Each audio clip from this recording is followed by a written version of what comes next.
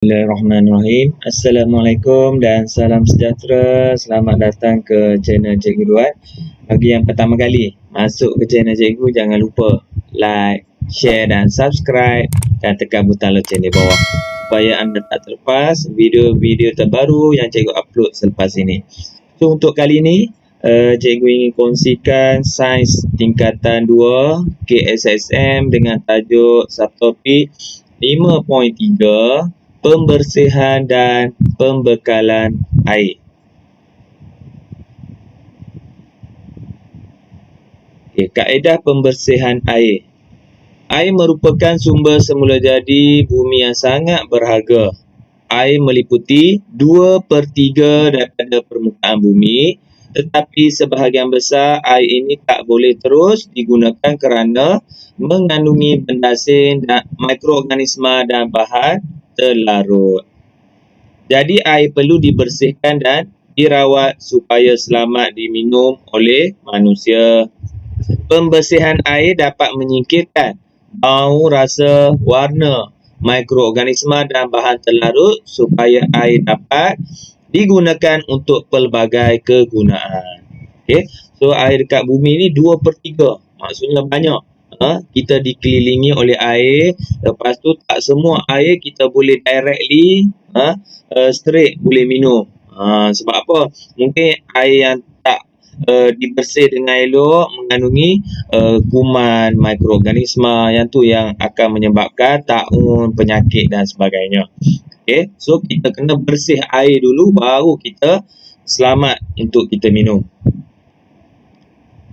Kaedah pembersihan air. So ada cara dia. Macam mana nak bersih air ni? Yang pertama, pendidihan. Fungsi dia untuk membunuh mikroorganisma. Yang kedua, pengklorinan. Sama juga tujuan dia untuk membunuh mikroorganisma. Penurasan, memisahkan benda asin terampai daripada cecair. Penyulingan, menyingkirkan benda asin terampai, bahan terlarut dan membunuh mikroorganisma. So yang ni antara 4 kaedah untuk cara kita bersihkan air. So biasanya dekat rumah kita guna kaedah pendidihan. Kita masak air dulu untuk membunuh mikroorganisma, baru kita minum.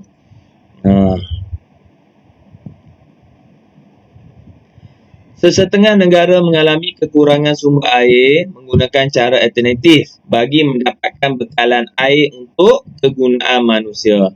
Singapura, contoh Singapura mempunyai bekalan air yang terhad.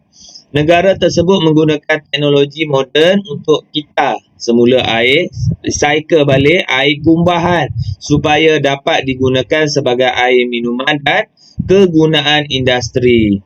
So nama dia New Water. Projek ini dikenali sebagai New Water. So yang ni kat Singapura. Kita tengok macam mana sistem pembekalan air. Setiap hari kita guna air untuk apa? Mandi, minum, mencuci pinggan, macam-macam lah. Basuh motor, basuh kereta. Air yang dikumpul daripada sumber air seperti sungai dan air hujan disalurkan ke loji pembersihan air untuk dirawat sebelum dihantar kepada pengguna. Rawat dulu air tu.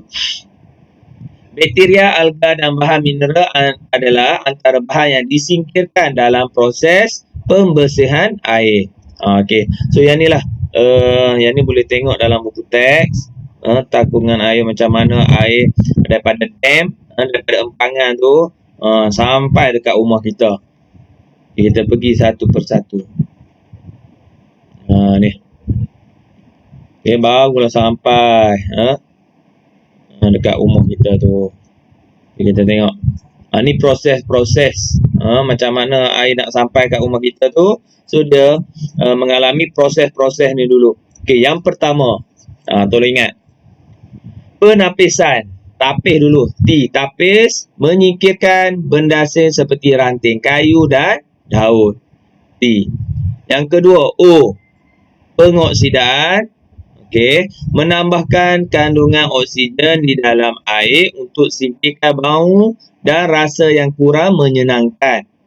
Okey, tambah oksigen yang kedua, oksida. Ditapis, TO. Yang ketiga, gumpal, G. Alum dimasukkan supaya zarah lumpur bergumpal dan tenggelam. Kapur mati, iaitu kalsium hidroksida ditambah untuk kurangkan keasidan air. So kalsium ni sifat dia alkali.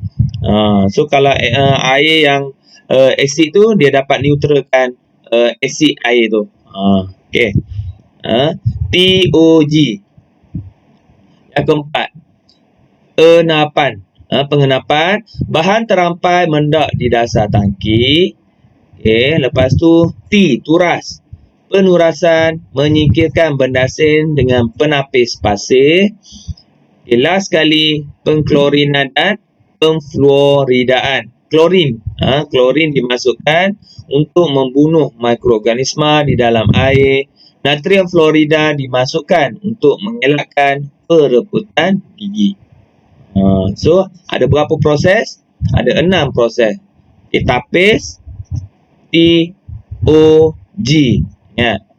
TOG, ETK. ETK. Okey. Enap, turas, klorin. Ingat klorin, ingat fluorida. Okey, so ada 6 proses pembersihan air. Kelestarian air. Okey, sungai merupakan sumber air utama di Malaysia, betul? Okey, malangnya pencemaran air yang berlaku menjadikan air tak sesuai untuk kegunaan manusia dan juga memberi kesan yang buruk kepada alam sekitar. Okey. So sampah kita buang merata, tepi berkelas tepi sungai kita buang. So berlakulah pencemaran air. Projek pembangunan, perindustrian dan pertanian adalah antara punca utama pencemaran air. So yang ni kalau sungai tepi-tepi kilang tu memang habis. Tak boleh guna terus. Bahan buangan domestik. Okey, ni antara bahan pencemar air, bahan buangan domestik, bahan buangan industri, bahan kimia dalam pertanian, tumpahan minyak. So ada 4 bahan pencemar air. Kita tengok apa dia bahan buangan domestik ni. Ni lah yang cikgu cakap tadi, yang pergi berkelah, buang sampah, botol air, air semua buang, bekas makanan semua buang. Ni yang kita buang ni. So macam mana nak cara nak elak dia? Menaik taraf sistem pembentungan di seluruh negara. Mendidik masyarakat tentang cara pembuangan sampah yang betul. Okey. Menyediakan kemudahan sanitasi yang sempurna di kawasan pedalaman. Ini antara langkah-langkah macam mana kita nak didik masyarakat, terutamanya untuk buang sampah ke dalam tong sampah. Cukup susah. Okey, bahan buangan industri. Macam mana? Menguatkuasakan undang-undang untuk memastikan bahan buangan industri dirawat sebelum dibuang ke dalam sungai.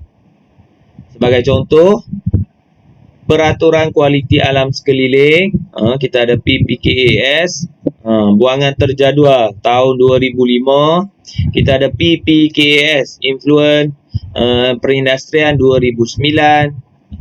Ni undang-undang contoh. PPKAS kumbahan kita ada tahun 2009. So dah ada dah. Cuma kita nak kuasakan lagi undang-undang yang sedia ada. Yang ketiga, bahan kimia dalam pertanian. So cara dia mendidik para petani menggunakan baja dan racun perosak yang bersifat terbiodegradasi. So yang ni baja lebih selamat, lebih mesra alam. So last sekali, tumpahan minyak. Membendung dan memungut tumpahan minyak di laut menerusi rancangan kontingensi kebangsaan kawalan tumpahan minyak semakan tahun 1999, tahun 2000. So ada dah rancangan ni. So kita buat kuasakan lagi yang ni. So barulah tak berlaku tumpahan minyak dari kapal-kapal ni. Okey. Mempertingkatkan pengawasan melalui udara dengan kerjasama unit udara polis. Wallahualam. So setakat itu saja perkongsian cikgu. Kalau anda suka video cikgu, jangan lupa like, share dan subscribe dan tekan butang loceng di bawah. Sehingga berjumpa lagi dalam video akan datang. Wallahualam. Assalamualaikum.